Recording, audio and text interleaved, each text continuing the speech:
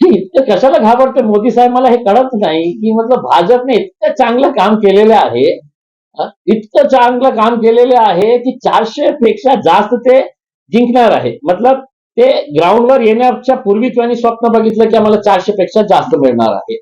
तर कशाला इतकं त्रास घेतो, घरी बसा ना.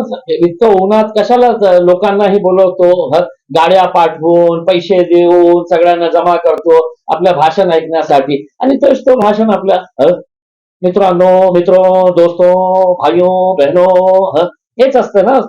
आणि काय आहे, म्हणजे इतकं चांगलं काम केलं असेल तर आपल्याला इतकं सारी हे सभा घेण्याचं काही कारण नाही. सगळं उमेदवार बोलतो मोदी साहेबांना बोलतो आमचं काही पक्का आहेच नाही, त्यामुळे आम्ही पडणार, हं? आम्ही पडणार. तर इतकी वेटिंग लिस्ट आहे त्यांचे, जे 400 स्वप्नातले खासदार आहे ना, त्यांची इतकी वेटिंग लिस्ट आहे की आम्हाला मोदी साहेब पाठवा, कमीत कमी काहीतरी मतं मिळतील आम्हाला. तर बघा आता येणार 4 जूनला आपल्याला कळेल की त्यांची सभाचा किती परिणाम होणार आहे. तुमच्या विरोधात लढण्यासाठी यांची सभा मागतायत का इथले कार्यकर्ते, तुम्हाला हे ना, माहिती? मी स्वागत करेल, मी स्वागत करेल. म्हणजे म्हणजे मी तर, ते जे कॅन्डिडेट आहे ते आपल्याला विनंती करत असेल की मोदी साहेब तुम्ही या, मी त्याच्यापेक्षा जास्त विनंती करतो की कृपा करून या इथे. कारण मी तुम्हाला प्रश्न तरी विचारेल, एक दिवस अगोदर मी मीडियाच्या मार्फत आपल्यालाही प्रश्न विचारेल की 30 मार्च 2022 तक इस देश में हर बेघर को दिया जाएगा घर, और सिर्फ घर नहीं रहेगा, घर में रहेगा नल, नल में रहेगा जल. तर मोदीजी, मी आपल्याला विचारणार की एकही घर दिलं नाही प्रधानमंत्री आवास योजनेतून, एक, नाही तर दाखवा मला दाखवा तुम्ही. आपण सोबत जाऊन बघू की कुठे बांधलेले आहे ते गोरगरिबांच्या स्वप्नातला घर, जे 2017 मध्ये आपण आश्वासन दिले होते. आणि नळ कुठे आहे आणि जल कुठे आहे हे पण मला विचारण्याची. तर तुमचे कॅन्डिडेट पेक्षा मी आपल्याला विनंती करतो की एकदा इथे या आणि सभा घ्या. आता काँग्रेस, एनसीपी, जे कोणी असेल, वंचित, ते काही कनेक्टेड आहेत का तुमच्या बरोबर, काही संपर्कात आहेत का, की ते आम्हाला उमेदवारी द्या असं म्हणतात, त्याबद्दल तुमची बातमी? तर मी आपल्याला हे सांगतो, फक्त हे सांगतो, मी तुमच्या प्रश्नाचं उत्तर मी असं देणार आहे की 4 जूनला जेव्हा निकाल येईल, तर तुम्हाला कळेल की देशामध्ये काय चाललेलं होतं आणि आमच्या शहरामध्ये काय चाललेलं आहे. म्हणजे सर, माझा प्रश्न असा आहे की राज्यामध्ये जिथं जिथं तुम्ही उमेदवार उभे करणार आहात, त्यासाठी इतर पक्षाची इच्छुक तुमच्या संपर्कात आहेत का? त्यांची मागणी आहे का की आम्हाला तिकीट मिळावं, यासाठी तुमच्याकडे प्रयत्न चालू आहेत कुणाची? नाही, तसं काही प्रयत्न नाही आहे. काही कॅन्डिडेटच्या बाबतीत आम्ही निर्णय घेतलेला होता की आम्ही त्यांना हे सपोर्ट करणार आहे. त्याच्यापैकी आनंदराज आंबेडकर साहेबांना, प्रकाश आंबेडकर साहेबांना आम्ही केलं होतं, आणि कोल्हापूरहून आम्ही केलं होतं. पण काही त्याच्या हिंदुत्ववादी संघटनांनी काही हे खूप त्याचा गाजाबाजा केला की कशाला हे देतो, हे त्यांना हे कळतच नाही की MIM जे पक्ष आहे ते election commission of India registered पक्ष आहे. पण कोणीतरी असंच बसतं, पत्रकार परिषद घेतो, यांचं कशाला घेतलं आणि हे त्यांना येऊ देणार नाही. गप्पा, मी येणार आहे कोल्हापूरलाही, पण मी येणार आहे.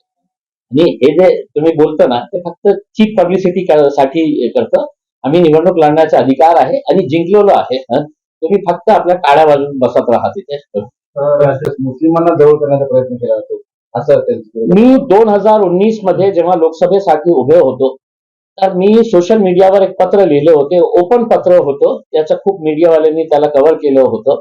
आणि त्या ओपन पत्रामध्ये मी खैरे साहेबांना उद्देशून हे सांगितलं होतं की साहेब, तुम्ही वारंवार हे म्हणता की मी हिंदूंचा नेता, मी हिंदूंचा खासदार, मी पहिला हिंदूंचा खासदार, मी हिंदू नेता, असं तुम्ही बोलायचं. मग त्याच्यावर मी लिहिलं होतं की नाही साहेब, तुम्ही माझेही खासदार आहे. त्यावेळी ते खासदार होते. मी खूप मोठं एक चांगलं पत्र लिहिलं होतं त्याच्या बाबतीत की तुम्ही माझेही खासदार आहे, आणि निवडणूक झाल्यानंतर तुम्ही सगळ्यांचे खासदार असतात. तुमची जे जात आहे, तुमचा जे धर्म आहे, तो तुमच्या घरी आहे, तुम्ही मंदिरामध्ये जाते. माझी जे जात, माझा धर्म, माझा मजहब जे आहे ते घरी आहे, आणि मी जे नमाज पढण्यासाठी जातो. पण ज्या खुर्चीवर मी खासदार म्हणून बसतो, तर तिथे माझा काहीही जातीशी संबंध नाही. सगळ्यांसाठी काम करावं लागतं, सगळ्यांना त्याच इम्पॉर्टन्स देण्याची आवश्यकता असतं.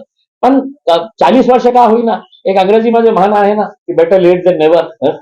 तर कमीत कमी आज झालेलं आहे ते. याबरोबर नरेंद्र मोदी मला द्यायला पाहिजे तुम्ही की ज्या चंद्रकांत खैरे साहेब माझ्या जिल्ह्यातले इतक्या वर्षापासून खासदार होते, आमदार होते, मंत्री होते, त्यांना कधीही मुसलमानांच्या बाबतीत आठवण आली नाही होती.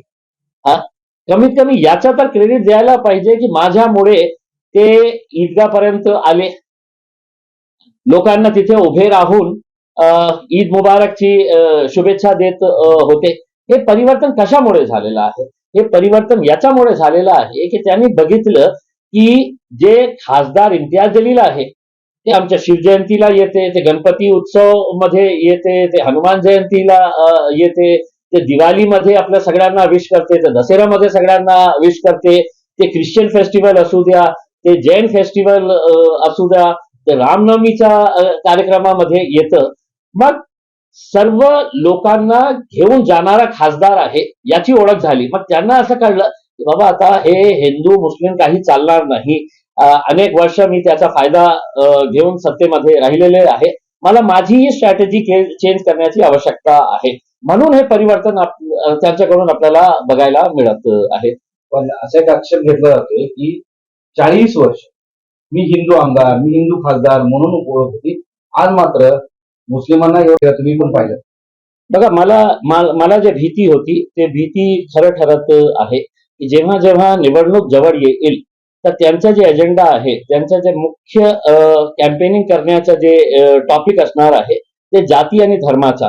आणि एका शिवसेनेनं सुरू केली की मुसलमानांनी काय करायला पाहिजे, ते काय करतं, आणि त्याच्यानंतर त्याची प्रतिक्रिया दुसऱ्या शिवसेनेने दिलेली आहे.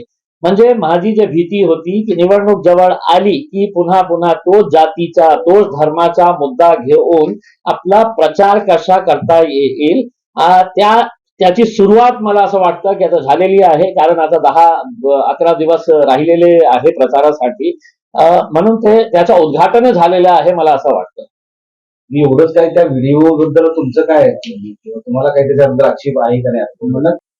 हे फालतू कामासाठी माझ्याकडे वेळ नाही आहे आणि फालतू प्रश्नांचं उत्तर देण्यासाठी मला एमआयएमच्या नावाखाली आणि पुन्हा हिंदुत्व आणि मुस्लिमांच्या नावाखाली हे निवडणूक मला नाही वाटतं लोक खूप हुशार झालेले आहे.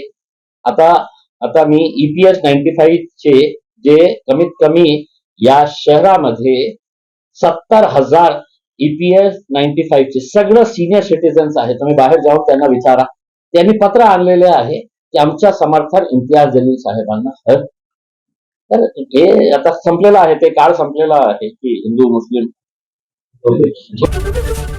एबीपी माझा, उघडा डोळे बघा नीट.